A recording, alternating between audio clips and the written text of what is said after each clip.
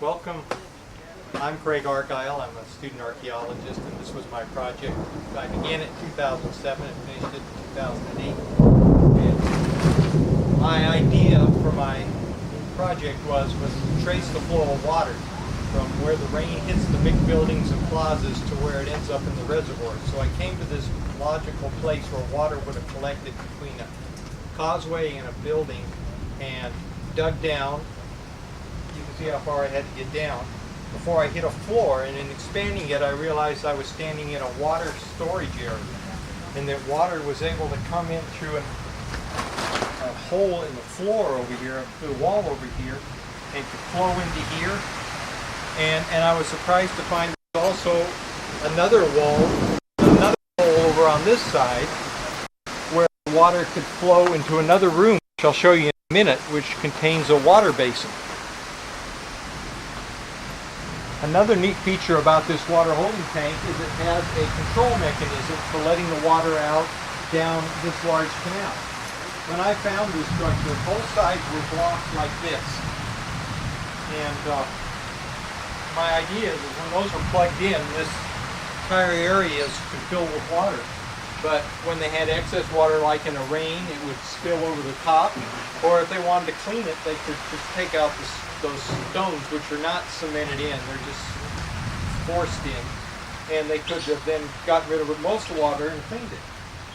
But at that point, I continued my excavation over what is something of a waterfall. It drops down to another level.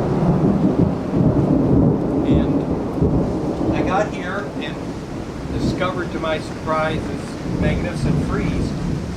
Last year I only uncovered this much and had to wait an entire year to come back and do the rest of it. But you can see it's some 5 meters long, and it shows two individuals which appear to be swimming. Both of them have helmets on. This individual's got a decapitated head on his back. And the individual is flanked by two motifs which represents a composite animal that closely resembles a reptile or a crocodile maybe. Anyway, the likely explanation is this is a representation of the hero twins, and they're ascending into the sky with the head of their father, Popol Vuh, who is going to at this point become the maize god. And then the last figure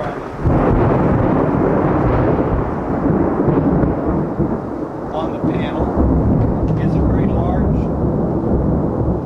composite animal, which some people call the celestial monster. It shows, just elaborate detail. But I wasn't through at that point. This year we went and looked at the higher levels of the causeway and found another frieze. This one's not quite as good a shape because it's closer to the surface. But what it seems to show is this was a head of a serpent-like creature, and the body of the serpent coiled above and below a series of individual images. The image in the center is probably Itzamna, the principal bird deity. You can recognize him by his beard, big nose, and old face. And for a hat, he has a bird-like creature with a bird-like head with a long beak, where the beak is broken off and will have to be glued back on, and a reptile snake-like neck. The other two figures that flank it are mirror images of an upward-looking animal, maybe a bird, and has feather-like scrolls on either side of it. It reminds me of a harpy eagle, but that's totally speculative.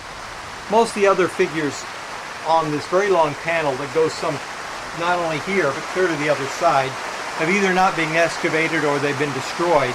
But it appears that what this could have represented were two different figures. Itzamna, this bird-like animal, repeated 4 times each.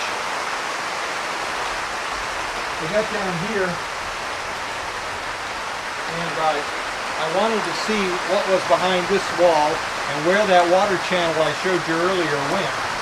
So I came in here and found the basin that I mentioned, a very carefully constructed stone basin which would have held a modest amount of water, maybe enough for drinking, not much more than that. it had an outflow channel, so if the water gets above about 30 centimeters deep, water flows this way through a channel in the plaster floor and heads off to a reservoir, which is a few more meters that way.